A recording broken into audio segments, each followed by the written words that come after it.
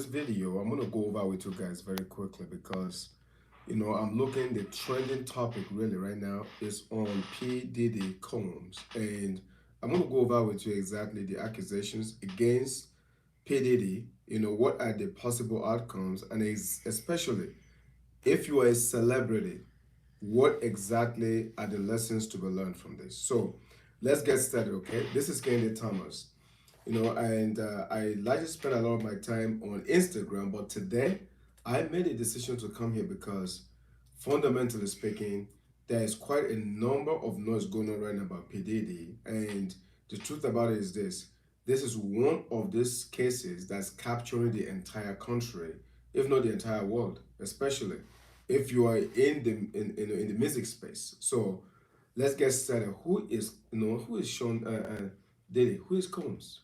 So Sean Diddy Combs, it's a very prominent, like a figure in the music industry, and it's facing a series of very very severe accusations, including literally like sex trafficking, which is considered to be a very, very big deal. So he's accused of sex trafficking, racketeering, and also physical and sexual abuse. These allegations are, the surface after multiple lawsuits. In fact, there is still a very recent lawsuit that just took place a few days ago.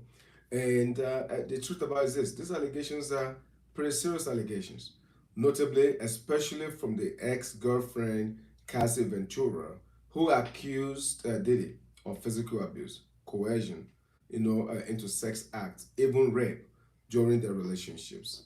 And so, as a result, a lot of people right now are, pretty much concerned. Like, what's the deal? What's going on here? With P Diddy.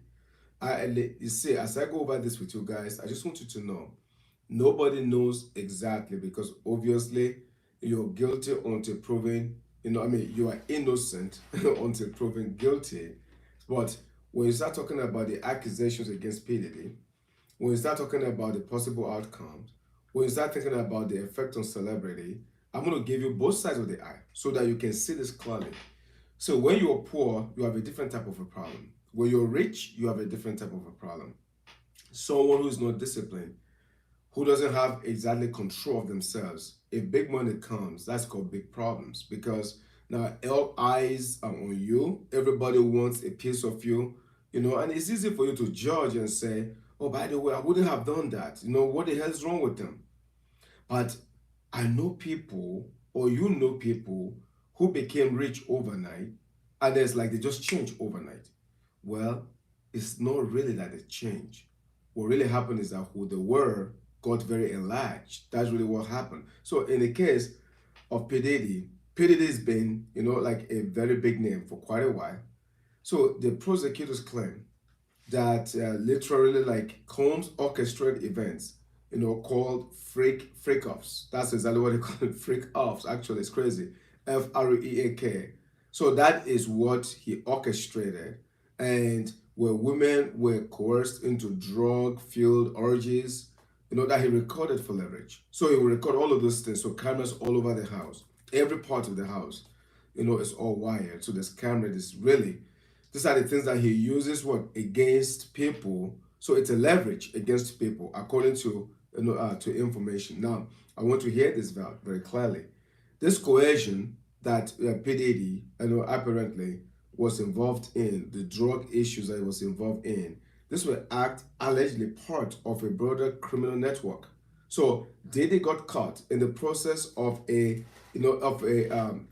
broader scope of criminal network involving bribery, involving drug distribution, and even instances of kidnapping. So all of this are all accusations against P Diddy. But let me even take it a step further though.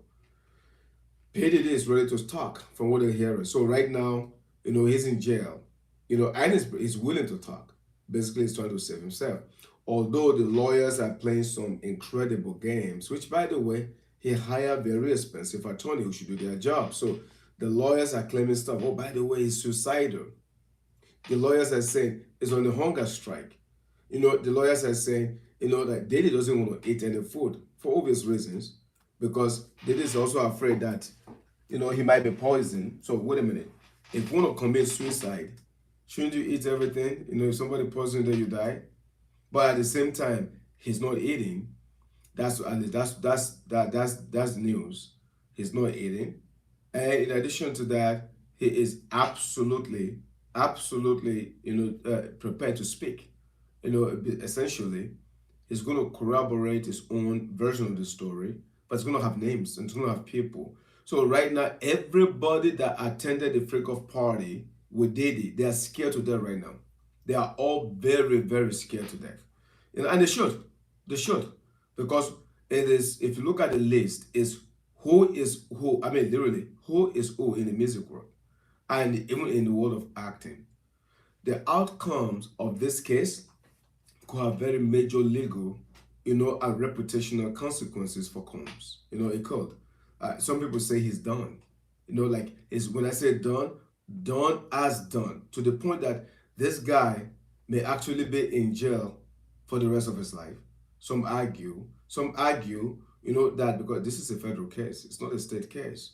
So you know how like they give someone like a 30 years and then they do 3 years and then they leave? No, not in federal.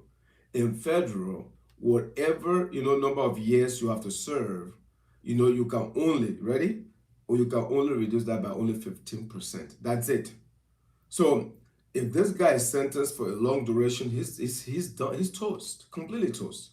Now, now let's assume again that he is is accused. We don't know this thing for a fact, and I wasn't there, so I can't claim all the facts. But here's what we know.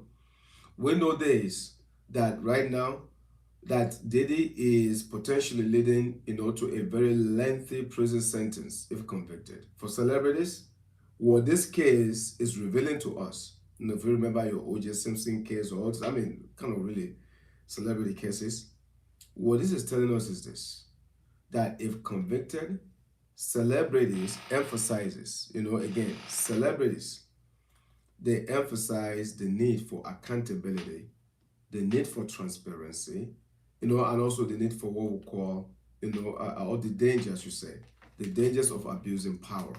Because the moment you become a celebrity with money, with power, with everything, it is so tempting to abuse power. It is so tempting to keep things in secrecy. And most importantly, it's so tempting to feel like you're untouchable. So, according to this, the key lesson here is that fame cannot shield anyone from the law indefinitely. Maybe for a temporary period of time, but not forever. That's a very big lesson for every celebrity to know, that everything that is done in the closet eventually will come to light. See, the rise of the movements like Me Too has empowered more victims to come forward. So it serves, I know, as a very stark reminder to all public figures, no matter who you are, all public figures, to avoid leveraging their influence for very harmful actions. Everybody should. So as a code of public opinion and the justice systems are more vigilant than ever, especially with social media. So I'm going to conclude this with this, okay? If you happen to be one of those people that God bless you with a bunch of dollars, okay, a lot of money in your pocket, and you're one of those that maybe your appetite or your regimen or your discipline level, as to be able to hold forth, yourself the appropriate way, the moral way.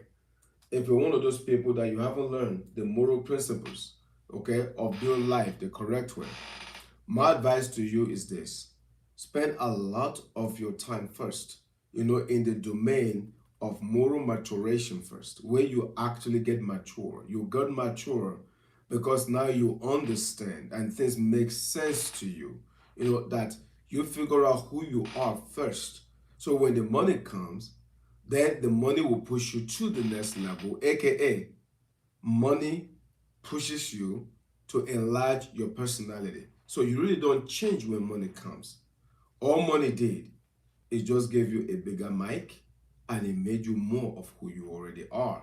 So that's an area that you and I, can continue to work on called self-improvement.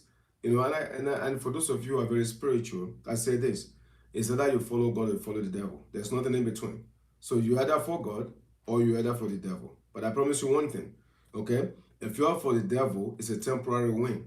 because eventually everybody gets busted. It doesn't matter who you are. They say Illuminati or this or that, you worship this, you worship. I mean, eventually you're gonna get busted.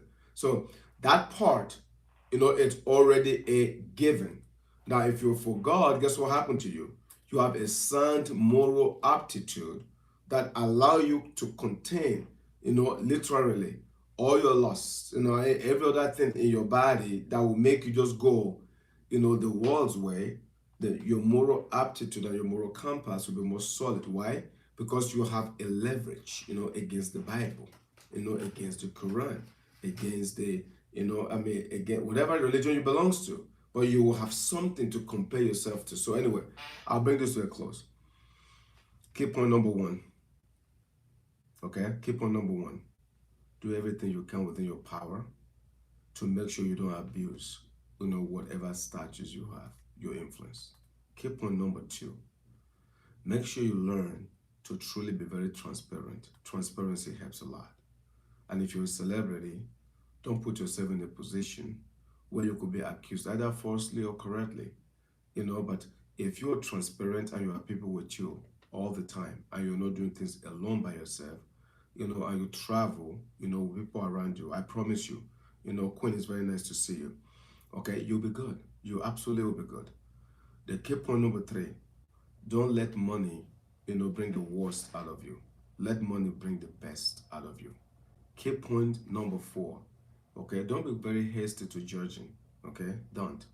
Because you're never in the other person's shoes. So when you're in the other person's shoes, you understand. Key point number five, you don't have to pass on the evil that other people did onto you. It doesn't have to be passed on to somebody else. So let's even say Diddy was messed up. Let's assume that. And let's say Diddy was corrupted. Let's just assume all of those things, okay?